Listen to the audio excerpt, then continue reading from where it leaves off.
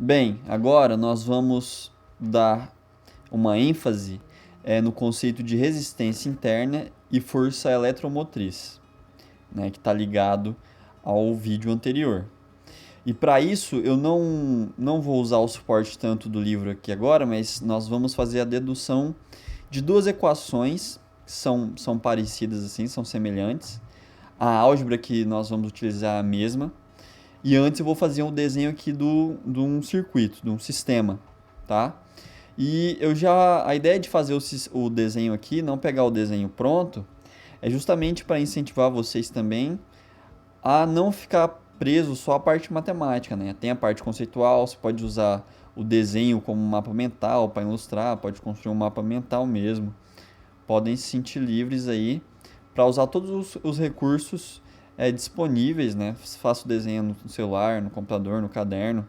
Use a criatividade e, e se não estiver dando para compreender é, o problema, né?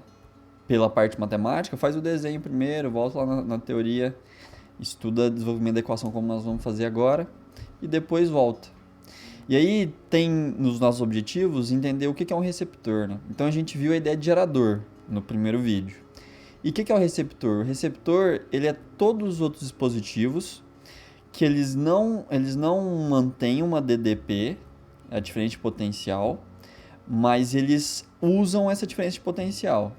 Então, e não geram corrente também, né? Não são fontes. Então, celulares, né? Todos os equipamentos, as peças, né? Todos os componentes do celular, tirando a bateria, são receptores, né? Porque recebem corrente e diferente potencial da bateria para o seu funcionamento. Então, o som da nossa casa, né? Hoje não sei se muitas casas têm som, mas as televisões, home theater, por exemplo, computador, são receptores. Eles pegam a corrente e estão dentro do sistema, então, estão sendo influenciados por essa diferença de potencial gerada pelo gerador e então transformam isso em outras energias, né? Em outras formas de energia, seja energia luminosa, em fótons, né? Numa televisão, energia mecânica, no som gerado por um home theater ou um som, um aparelho de som. E então são todos esses dispositivos. Aqui no livro tem uma ilustração bacana, deixa eu voltar aqui um pouco, ó. É que eles colocam um som, né? A gente vai fazer aqui um esquema. Aqui na aula, a gente terminou a aula anterior aqui, né? E a gente vai pensar então num dispositivo. Eu vou usar a ilustração do livro, mas a gente pode pensar em outras, tá? Não precisa ficar preso. Isso aqui para tentar evitar confusão, né? Eu vou desenhar aqui então, ó, essa barrinha. A gente viu ali que ela era. A gente usou como gerador, né? O símbolo para gerador. E aqui eu vou botar uma resistênciazinha. Mas esse aqui não vai ser um gerador agora, tá bom? Isso. O livro usa essa notação. A gente poderia usar um resistor aqui também maior para representar esse símbolo aqui também. Mas o que eu vou fazer aqui é colocar uma caixinha aqui, ó.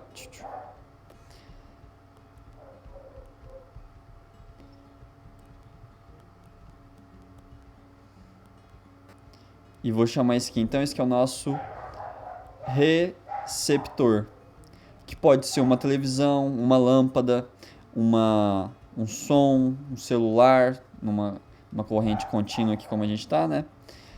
Pode ser um celular também. Eu desenho ali então o nosso aparelho, nosso receptor.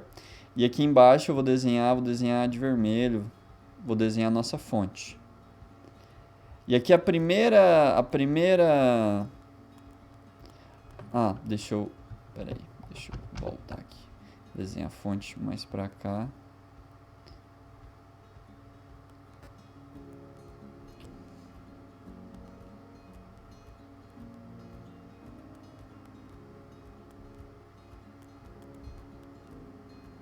Isso. E aí eu vou fazer a mesma coisa com que eu fiz lá em cima, eu vou botar uma caixinha aqui também. Caixinha laranja. Caixinha pontilhada. Deixa eu só conferir o desenho aqui. Tá bom. Aqui, tá bom. E aqui eu vou fazer os fios, vou fazer aqui de verde água.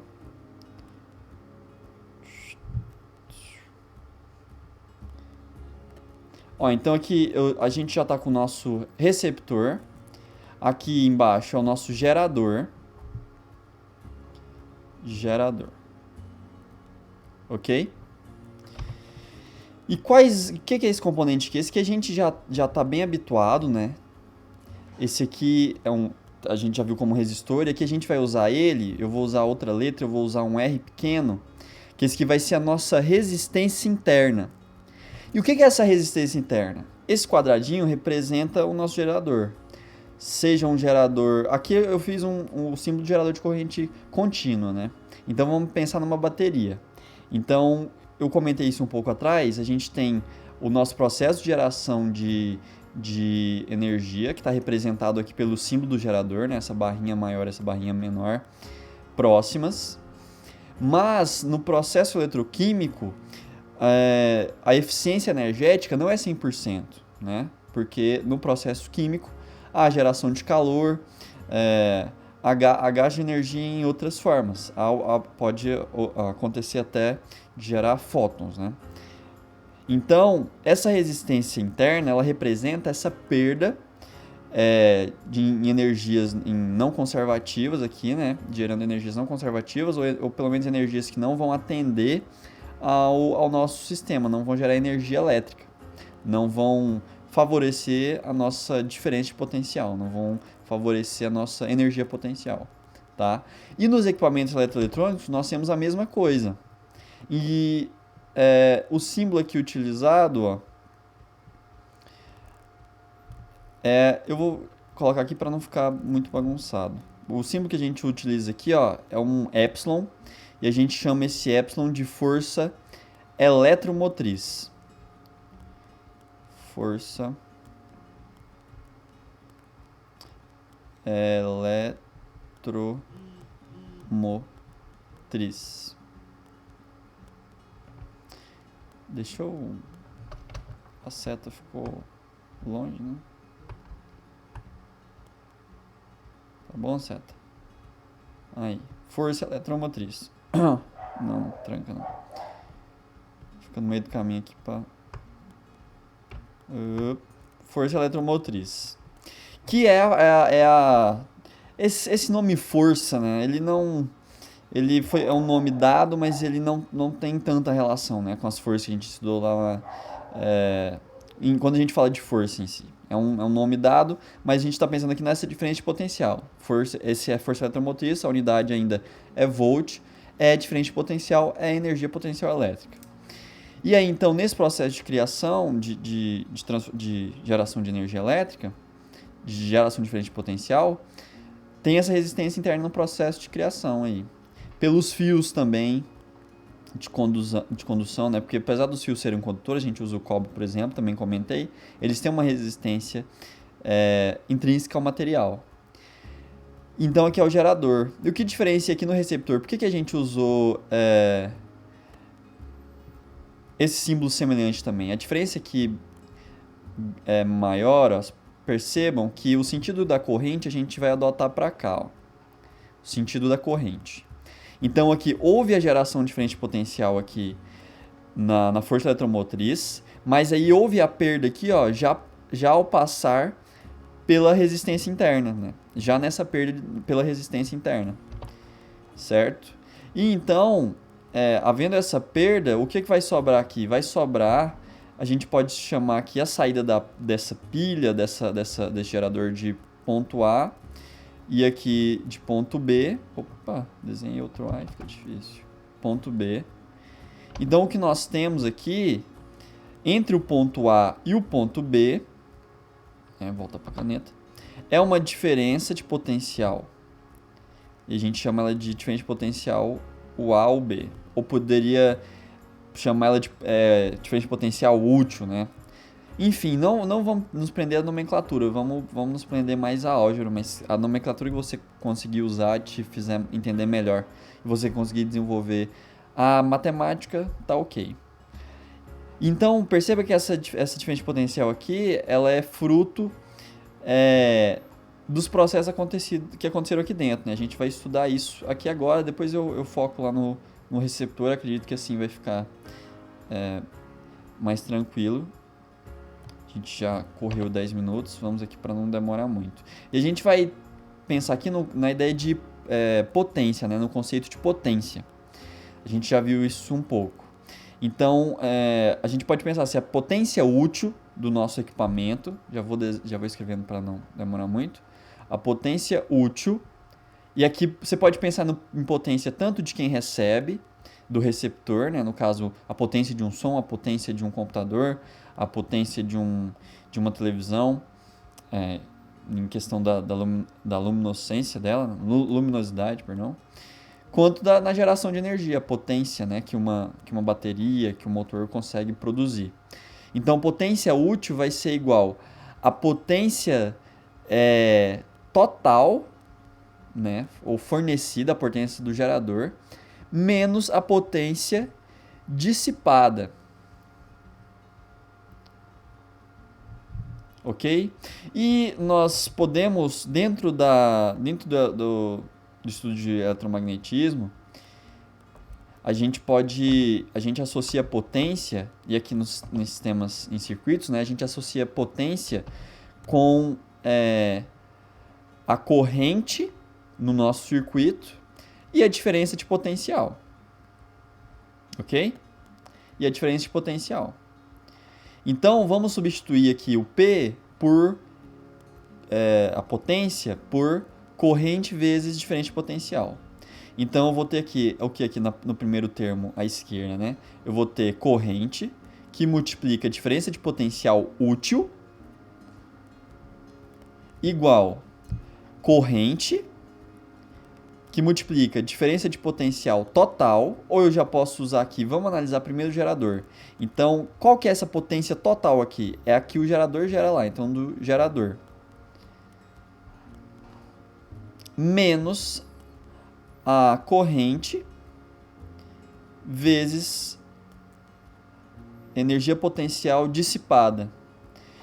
Quem é que está dissipando aqui? É a resistência interna. Então, é diferença de potencial da resistência interna. Certo? Bom, e há uma outra forma, e há uma forma de a gente escrever a diferença de potencial em termos de corrente e resistência, né? Que é essa equação aqui, ó. U é igual a I vezes resistência. Aqui eu vou usar o R pequeno para representar a resistência interna, né? E onde que eu vou substituir essa equação? Agora a gente não vai substituir em todos os U's aqui que apareceram. A gente vai substituir apenas no que faz mais dialoga mais com o que a gente quer, né? Que é aqui na resistência interna. Como a gente já sabe que é um resistor, que é uma resistividade, então a gente escreve a diferença de potencial em termos dessa resistência interna. Aqui no gerador, a gente não tem esse quesito, né? A gente tem ele como um gerador de fato, um criador de diferença de potencial. Então a gente mantém o U, e aqui no U útil, na diferença de potencial útil, a gente também mantém ele. Então só substitui lá na resistência. Por quê? Para deixar em termos do que a gente tem escrito na nossa imagem, né? Nos dados que a gente tem. Então, corrente é igual U útil. E aqui, qual é o U útil? É esse U que um equipamento, que um receptor vai poder sentir, vai receber, né? Então, eu posso escrever ele como U de A a B, né? Que é o que sai do gerador, de fato. Então, eu já vou substituir por UAB, diferença de potencial entre os pontos A e B, né? Deixa eu reescrever, ficou muito ruim. UAB igual a corrente. Vou manter aqui o gerador. Gerador. Menos corrente, que multiplica no lugar de U resistência interna. eu vou escrever corrente vezes resistência, que esse R pequeno representa resistência, né? I vezes I é igual a I ao quadrado. Perceba agora que nós temos corrente em todos os termos. Então eu vou cortar, eu vou botar aqui só do ladinho assim, ó, para quando vocês quiser usar o material, né? Aqui, eu esqueci de botar que era quadrado aqui embaixo. Então aqui a gente perde um I, né? Simplifica e fica só com I nas duas formas de escrever, né? Esse produto entre os Is. E beleza, o que sobra aqui? Sobra o seguinte. Sobra aqui. Esse U do gerador, ele ganha um nome especial que a gente já escreveu ali em cima, que é o epsilon, né? A força eletromotriz. Então a gente reescreve essa equação aqui no final da seguinte forma. O que sobra pra gente aqui no final? Sobra que a diferença de potencial útil ou a diferença de potencial sentida aqui nas extremidades A e B é igual a força eletromotriz gerada por esse gerador menos corrente vezes a sua resistência interna. E essa equação aqui, então, é conhecida como equação do gerador. Olha que nome bonito, né? Equação do gerador. Não é qualquer gerador, né? Um gerador que tem sua própria equação. Né? Equação do gerador. E aqui o vídeo já ficou muito extenso. A gente tem a parte ainda do receptor, né? Então eu vou finalizar esse vídeo aqui e fazer outro. Se você tiver um tempinho e puder assistir, pode ajudar. Beleza? Até mais.